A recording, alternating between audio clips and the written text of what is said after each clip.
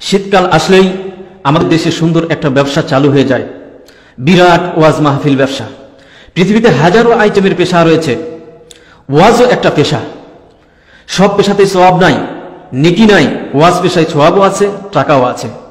তাই এইসব মাহফিল হচ্ছে সহজ সরল মানুষকে ব্যবহার করে ভালো অঙ্কের পয়সা কামানোর একটা ধান্দা। গ্রাম অঞ্চলে এর প্রকোপটা বেশি দেখা যায়, কারণ গ্রামে সহজ সরল মানুষের সংখ্যাই বেশি। আর যারা এই মাহফিলগুলোতে ওয়াজ করে থাকেন তারা সারা বছর ধরে শীতকালের জন্য অপেক্ষা করতে থাকেন, মুছে তেল মালিশ করে অপেক্ষা করতে থাকেন। সারা বছরের আয় এই এক ঋতুতেই চলে আসবে। যারা মাহফিলের আয়োজন করেন তারা এর আগে বাড়িতে বাড়িতে গিয়ে টাকা কালেকশন, চাঁদা তুলে থাকেন। ফলে মাহফিল আয়োজন করে ব্যাপক লাভ পকেটে আসে। এখান থেকে যারা ওয়াজ করেন তারাও বিশাল একটা অঙ্ক তাদের কাছ থেকে হাতিয়ে নেন।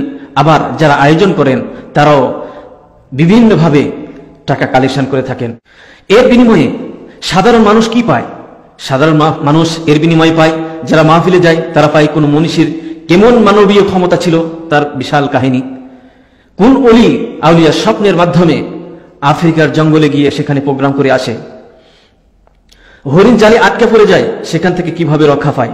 আব্দুল কাদের মায়ের পেটে বসে কোরআন মুখস্থ করার কাহিনী, এই সমস্ত কাহিনীগুলো আমাদেরকে এই সমস্ত ওলামায়ে কেরাম উপহার দিয়ে থাকেন। এগুলোই সাধারণ মানুষ পেয়ে থাকে, এর চেয়ে বেশি কিছু এই মাহফিল থেকে আশা করা যায় না। সর্বশেষ আরেকটি বিষয় এখান থেকে পাওয়া যায় যে কোনো দোয়া করলে শর্টকাটে বেহেশতে যাওয়া যায় ইত্যাদি। এই সমস্ত বিষয়গুলো সাধারণ মানুষ এখান থেকে পায়। এছাড়া অতিরিক্ত কোনো কিছু এই সমস্ত ওলামায়ে কেরামদের কাছ থেকে আশা করা যায় না বা পাওয়া যায় না। এই সমস্ত ওলামায়ে কেরামগণ ধর্মকে পুঁজি করে এই বিজনেসটা করে যাচ্ছেন, এই ব্যবসাটা করে যাচ্ছেন। তারা এখান থেকে লাভবান হচ্ছেন, কিন্তু আসলে কি দাওয়াতের মাজালের কাজ কি সঠিকভাবে তারা আঞ্জাম দিয়ে যেতে পারছেন? আর এক শ্রেণীর ওলামায়ে কেরাম দেখা যায় যে তারা তাবিজ কবজের ব্যবসা বাণিজ্য খুলে বসেছেন। তারা কোরআন শরীফের বিভিন্ন আয়াত লেখে, উল্টাভাবে আয়াত লেখে তাবিজ কবজ করে দেন। এর মাধ্যমে বিশাল একটা অঙ্ক তারা হাতিয়ে নিচ্ছেন। এরপর তেল পরা, দড়ি পরা, এই সমস্ত কাজগুলো এক শ্রেণীর ওলামায়ে কেরাম, আলেম নামধারী ব্যক্তিরা এই সমস্ত ব্যবসার সাথে জড়িত হয়ে পড়েছে। এর প্রধানতম কারণ হচ্ছে যে তারা ধর্মকে পুঁজি করে এই সমস্ত ব্যবসাগুলো করছেন।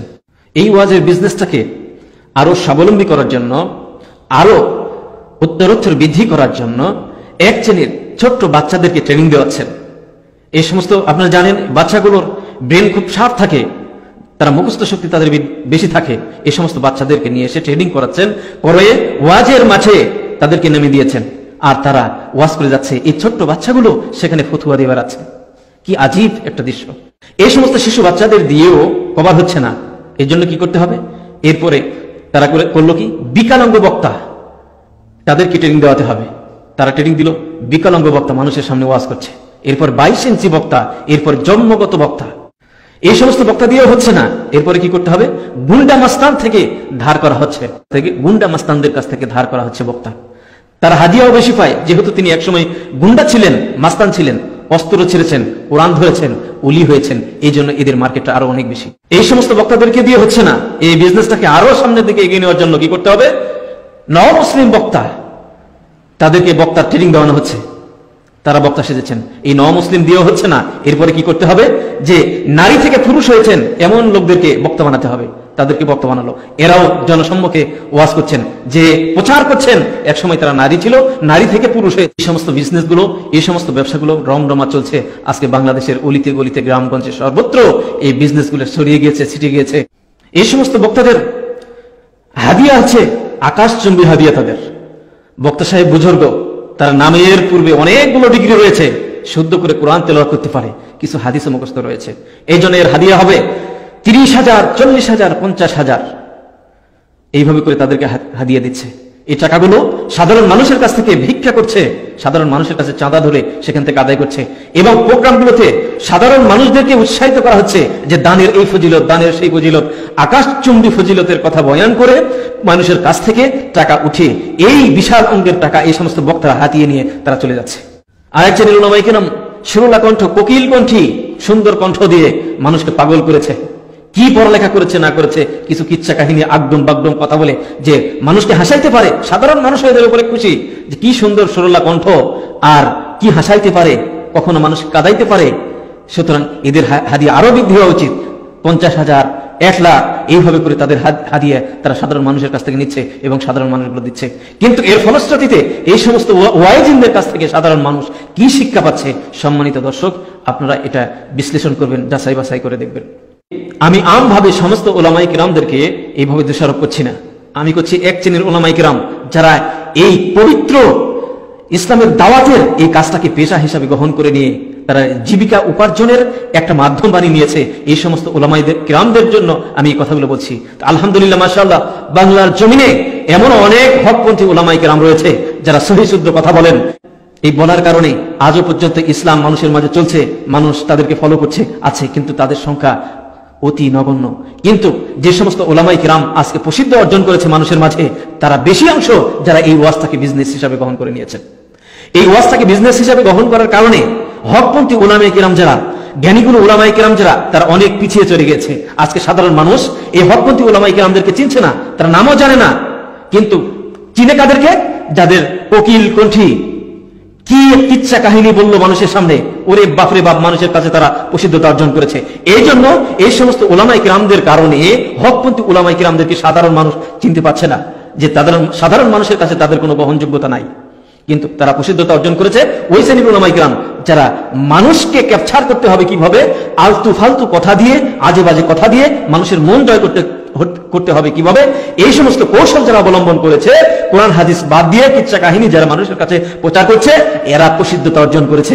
আর পক্ষান্তরে হকপন্থী উলামায়ে কিরাম সাধারণ মানুষ থেকে অনেক দূরে অবস্থান করছে। এর মেন কারণ হচ্ছে এই সমস্ত ধর্ম ব্যবসায়ী ওয়াইস নামের কলঙ্ক এই সমস্ত ব্যক্তিদের কারণে। এই সমস্ত উলামায়ে কিরাম যারা টাকার বিনিময়ে ওয়াজ করে থাকেন, মানুষের কাছ থেকে যারা জোর করে দাবি করে আদায় করেন, এই সমস্ত উলামায়ে কিরামদের একটা গত বছরের ইনকাম সোর্সের একটা তালিকা আমি পেয়েছিলাম, যে ওই সমস্ত উলামায়ে কিরামদের মধ্যে একজনে আমার কাছে বলল যে একজন আলেম যিনি পাবনা শহরে একটি বাড়ি করেছেন 20 লক্ষ টাকা গত বছরের ইনকাম দিয়ে। এই টাকাটা ছিল তার বাৎসরিক ওয়াজের সিজনের ইনকাম সোর্স। 20 লক্ষ টাকা দিয়ে পাবনা শহরে একটি বাড়ি করেছেন। আরেকজন ওলামা ওয়াইস যিনি ঢাকা শহরে একটি বাড়ি কিনেছেন, 80 লক্ষ টাকা খরচ করে একটি ফ্ল্যাট কিনেছেন তিনি গত বছরের ইনকাম সোর্স দিয়ে, ওয়াজের মাঠে ওয়াজ করার পয়সা এটি। আরেকজন আলেম তিনি 30 লক্ষ টাকা ইনকাম করেছেন একটা সিজনে। আরেকজন আলেম 10 লক্ষ টাকা ইনকাম করেছেন সিজনে 3-4 মাসে। আরেকজন আলেম 5 লক্ষ টাকা ইনকাম করেছেন।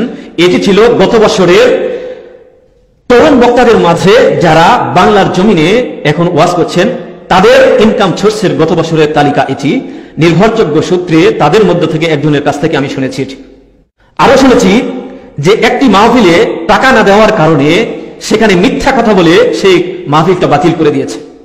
চিন্তা করুন যে এদের নিয়তটা যদি সহিহ শুদ্ধ থাকতো, দাওয়াতের এই নিয়তটা যদি থাকতো যে দাওয়াতের মাজালে কাজ করার জন্য সে দাওয়াতের উদ্দেশ্যে মাহফিলে যাবে, তাহলে এই কাজটি কি করতে পারতো কখনো? এটা স্পষ্ট যে তারা এই ওয়াজটাকে বিজনেস হিসাবে গ্রহণ করে নিয়েছে। গোটা সিজনটাতে তারা বিজি থাকে, এক জেলা থেকে আরেক জেলা। ইনারা পড়ালেখা কখন করেন? ইনাদের আলোচনার মধ্যে বিষয় ভিত্তিক কোনো আলোচনা পাওয়া যায় না, কোরআন হাদিসের সহি দলিল পাওয়া যায় না, আজে বাজে কিচ্ছা কাহিনী এদের মাঝ থেকে বের হয়। এছাড়া কোনো উপায় আছে? কারণ কোরআন হাদিস থেকে আলোচনা করতে হলে প্রতিনিয়ত গবেষণা করতে হবে, এটাকে নিয়ে চিন্তা করতে হবে, কিন্তু ওনারা তো করেন না। আরো কিছু উলামায়ে কিরাম রয়েছে যারা নামাজের বিভিন্ন অংশ নিয়ে মানুষের মাঝে ক্রিটিসাইজ করছে, হাসি তামাশা করছে। এর থেকে বোঝা যায় যে এরা শুধু ওয়াইজ দাওয়াতের এই নিয়তটা তাদের মধ্যে নাই। তাদের পকেট কিভাবে ভরতে হবে এই নিয়তে তারা মাহফিলগুলোতে যান, আর মানুষের মাঝে কিভাবে মন জয় করতে হবে, মানুষের কাছ থেকে বাহবা পেতে হবে, এই চিন্তায় তারা মাশগুল। কিন্তু চিন্তা করেন না যে এই মাহফিলে কি কথাগুলো বলছি। পরিশেষে এই কামনা করি যে আমরা যাতে সত্যপন্থী হকপন্থী উলামায়ে কিরাম হতে পারি এবং সঠিক দাওয়াত মানুষের সামনে পৌঁছা দিতে পারি। আল্লাহ রাব্বুল আলামিন আমাদেরকে তৌফিক দান করুক, আর এই সমস্ত বাটপার উলামায়ে কিরামদের থেকে সাধারণ মানুষদেরকে হেফাজত করুক, দ্বীনকে হেফাজত করুক। আল্লাহ রাব্বুল আলামিন আমাদের সবাইকে তৌফিক দান করুক। আসসালামু আলাইকুম ওয়া রাহমাতুল্লাহি ওয়া বারাকাতুহু।